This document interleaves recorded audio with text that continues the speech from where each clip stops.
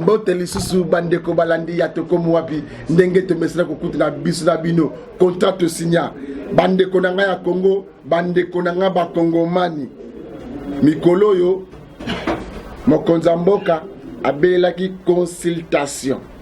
mboka et la diriger un groupe de gens mboka pe ko disa la bloquer pour na batu moko boté Congo eza moto nyonso fo na makanisi na ye ndenga belela kala ke ba diaspora boya mboka Congo eza mabeleza ko fongoma et pesa meli bino bo na makanisi pour na développement mboka Congo lelo consultation o boko landa ngai na trésor zozo sala musala poto se pelisa bino bo comprendre nini oyo Félix Antoine Tshisekedi Tshilombo azako sala makanisi na ye tozala besoin ya kimia pe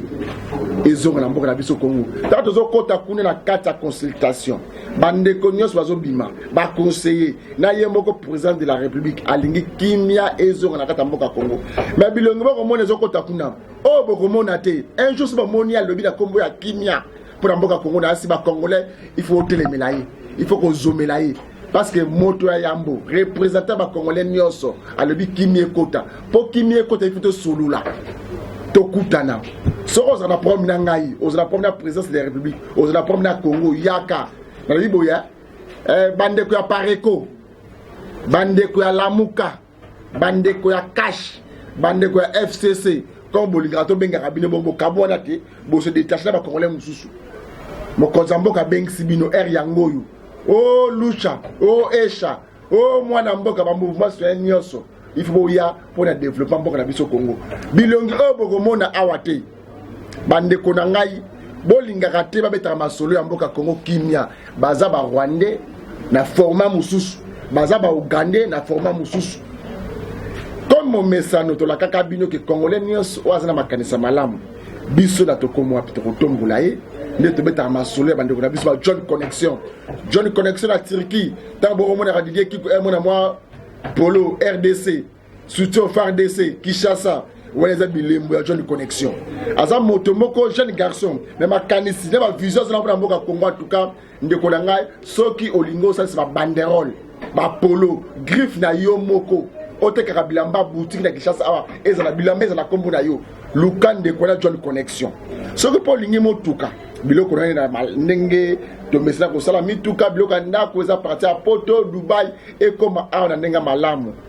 oluki JFM service ya la maîtrise makambo etali douane ba conteneur mituka biloko bilamba mulaza maîtrise ya service wana JFM service mais ce que olingi ozwa marteau de secours fimbo chicotte oluki temple du roi Salomon okozwa marteau de secours ndenge esengeli yango toye awa susu mukolo ya lelo toyebisa bino toto memela bino to expliquer bino docteur Kabe angwa kenda wapi pour ani mikolo zoyo kanate bola na kaka moye 1 minute bongo to kota na ba témoignage bon comprendre vivacité ya docteur Kabe Satou Thomas Buka Mona Buka Kukila docteur Kabe je vois opération marteau de secours je suis opération opération marteau de secours bande ko na ngai bo mori bongo opération marteau de secours na lingi siko bolanda quelques témoignages hein au système Satou Thomas Buka Mona Buka Kukila tout ça awa na Kabambar Bokassa en face de ce total au monde santé du roi Salomon bolanda sur témoignage ya marteau de secours 2020 to enanine.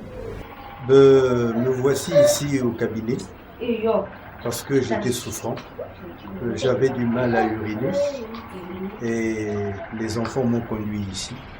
Arrivé en ce lieu, le docteur Kabe m'a reçu et m'a donné le premier traitement dans la soirée.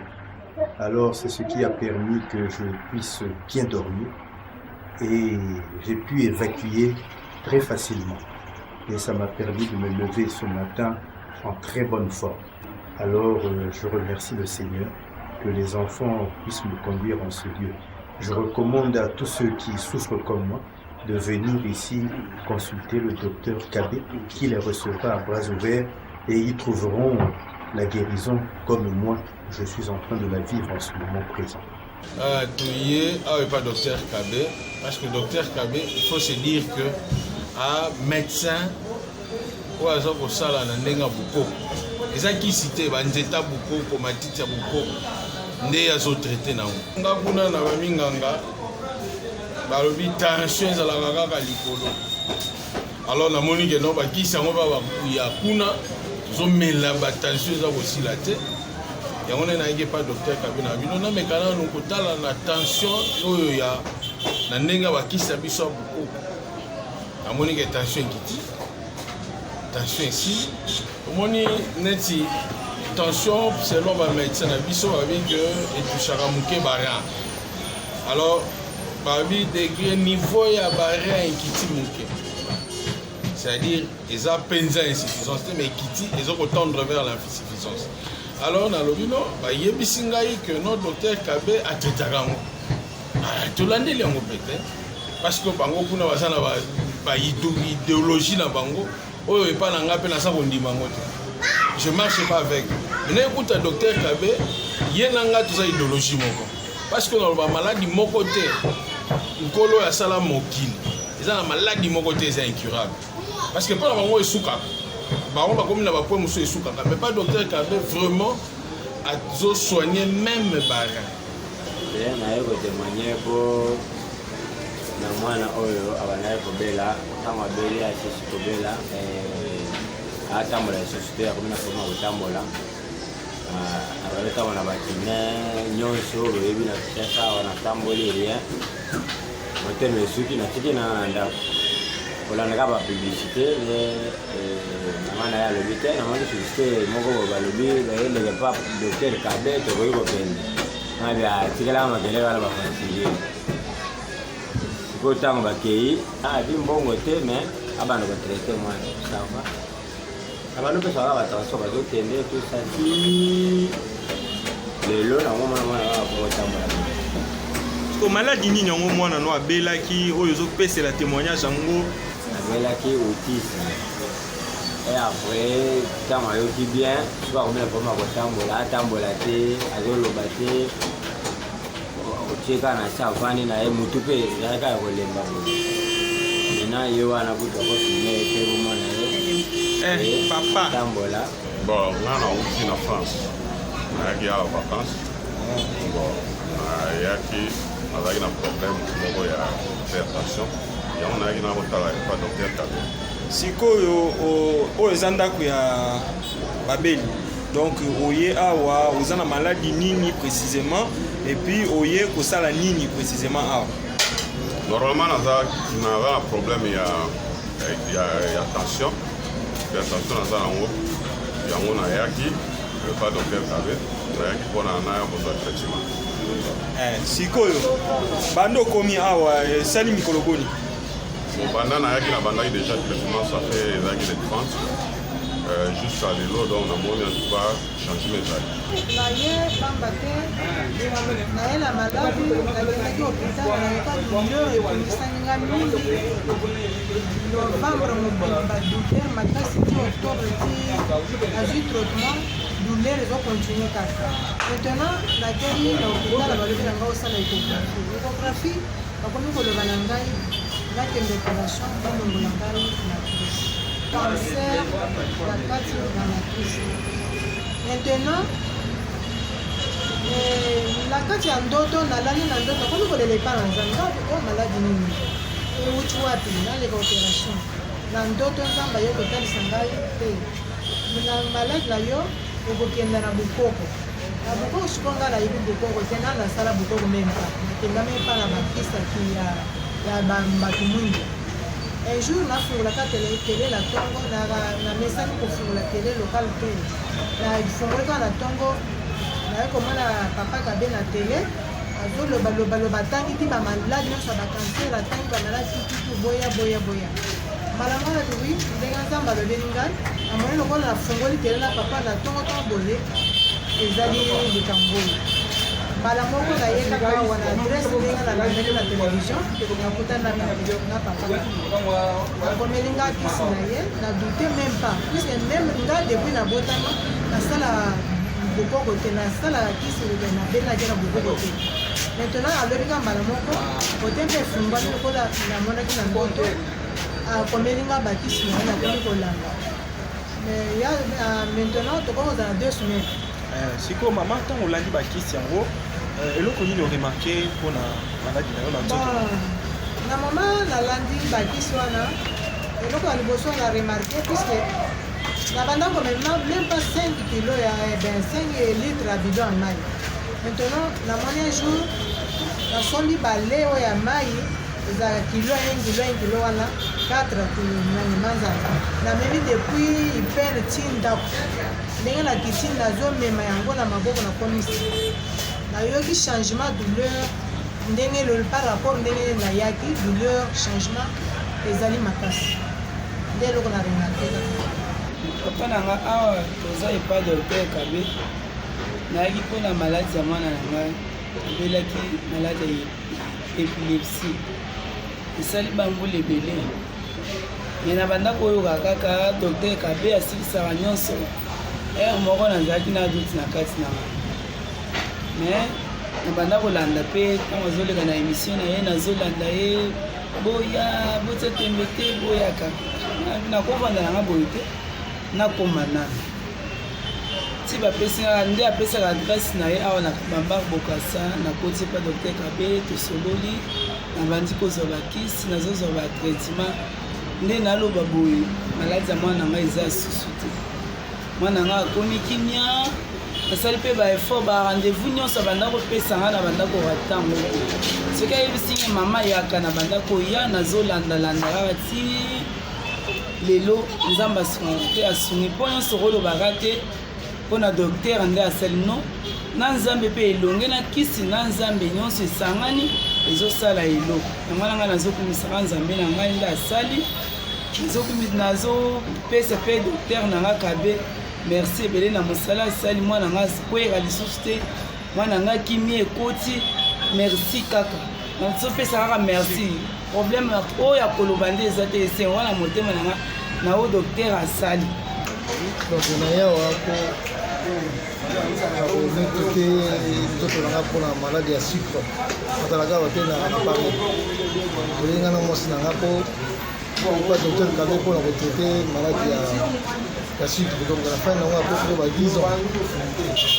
nini esalemi yo ntango bayambi yo bapesi yo kisi to ndenge nini oui bayambi ngai très bien bapesanga mpe kisi ya komela donc bapesanga deux sortes ya kisi ya komela biso mbali naza komela mpe namoni mo sava sikoyo par rapport à ndenge maladi na yo nayebi te osalaki nango bambula boni je fais 10 ans bisa biso na nini esalemi yo ozwi kisi nini mpo otika yango kisi ya mondele obanda ko il y a une semaine depuis na ye depuis lundi na lundi epesi yowa une semaine nakomela sikoyo kisi bapesanga na docteur Kabe ya komela donc à partir ya wana kisi ya mondele depuis le 11 wana ti lelo namelaka so kisi ya mondele amelaka kisi ya docteur Kabe apesaka na nazomona siko osala oyo ngai papa Antoine awa naza na ka epa ya docteur Kabe. Oui, papa Antoine, oye koluka nini awa epa docteur Kabe? nayaki nazalaki na pasi makasi pasi ya poison makasi mpenza elikinga makasi nazalaki mpenza semaine ya 2 semaines nazalaki mokuma ya kobika te ntango na ye nazwi kisi naza sukire naza sous traitement mais déjà na niveau nazoyoka déjà très bien. Siko avant oya awa ntango olobi eza poison obanda oyoka ndenge nini na nzoto ebanda osala ndenge nini nabanda oyoka motema ezozikanga moto chaque jour motema moto epuis kati ya misisa kati ya nzoto ezopela sikoyo nazoka esu eloko te sikoyo ntango oye awa ozwi kisi esali mikolo boni mpo oyoka su eloko te mpo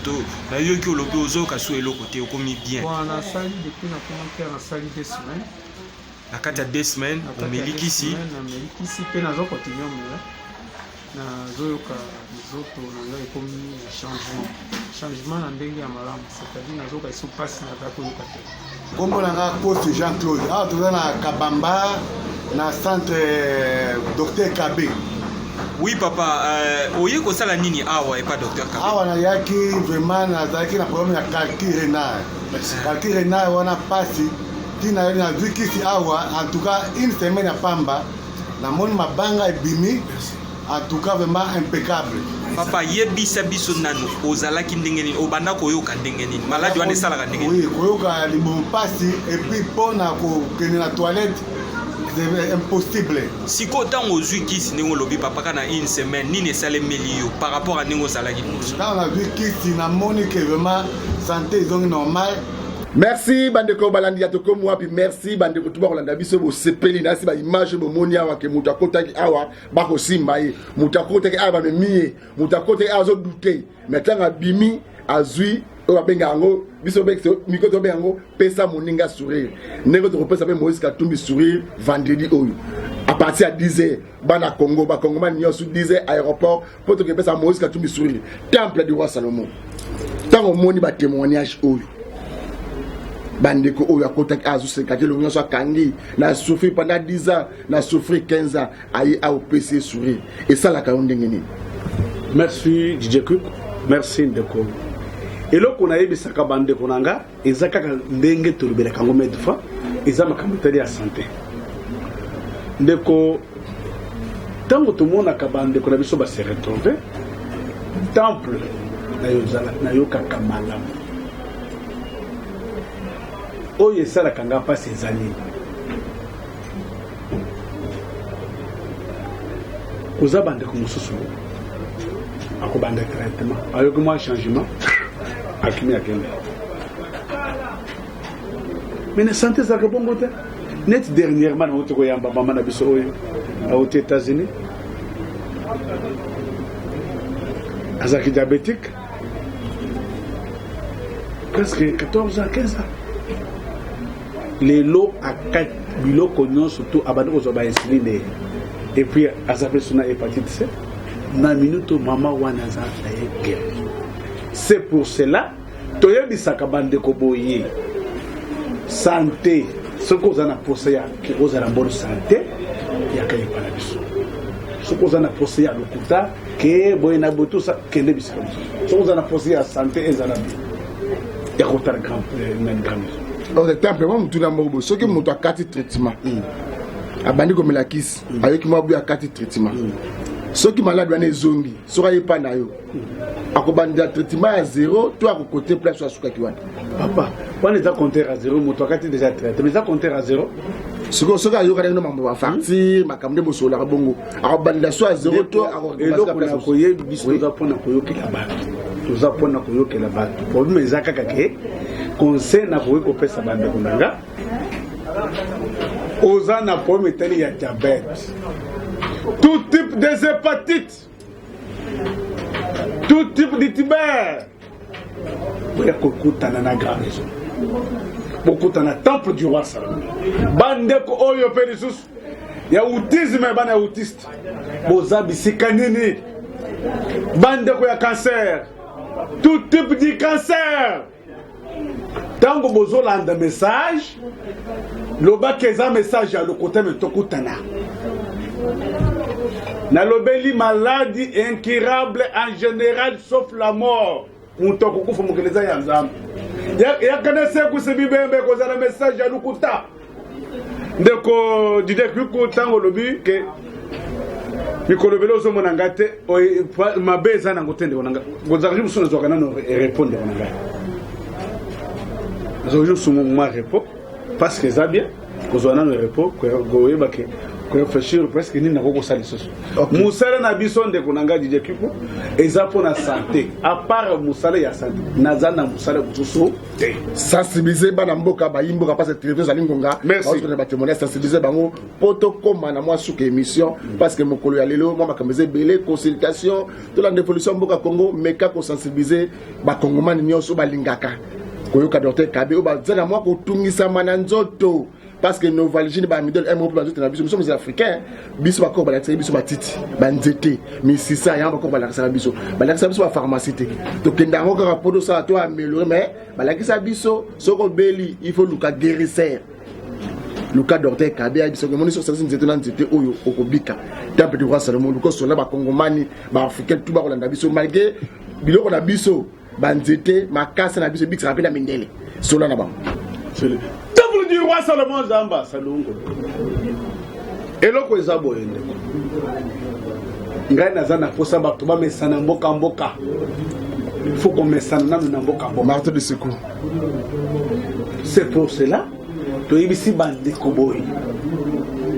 to baproduit lokola eza makasi mingi bandeko ya insuffisance rénale bare ebebi bobenga tokutana cirrhose des foies bandeko boza bisika nini ti épilepsie maladie ya ndeke oza na mwa lokola kizengo tobedotoyebisa bandeko biso ya bautiste wana bana mibali oyo baza na ponso ya mfembo shokota tobengaka yango marton de secours nalobi marton englobe biloko nyonso yango nde toyebi boye lokola eza force eleki makasi tobimisi opération marton de secours allez zwa marton de secours nalisu marton problème eza boye na mokuse tambola suka me tokutana nayebisi bino boye nakotikala kodénonce teke yaka na sekose bibembe maladie incurable en général sauf la mort nazobisi bino boye ebembe bokenza na nekopone oza na moto mpenza normal boye papa bosokisanga bandeko ya arthrose hernie discale boza bisika nini ti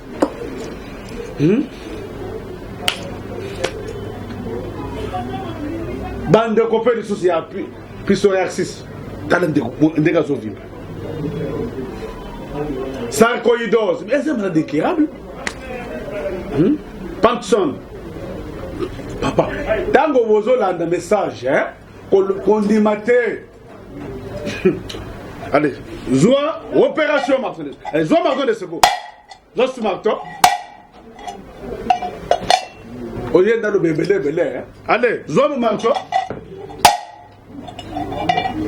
le bébé mbango passe il y a une opération marton de secours au lieu que dans le bébé al vaccin ça de tout temps bona mingi pour na maladie moko ya mikemiko zalaka ouais tout temps hein toza na posa ba maladie monsieur ya makase za rédition pour bonne confirmation ya force ya ba produit ya ba kokona OK bandeko balandi ya to komo pito suki awa pour mo ko malelo na yebi ke toza a pour cela ba promotion ya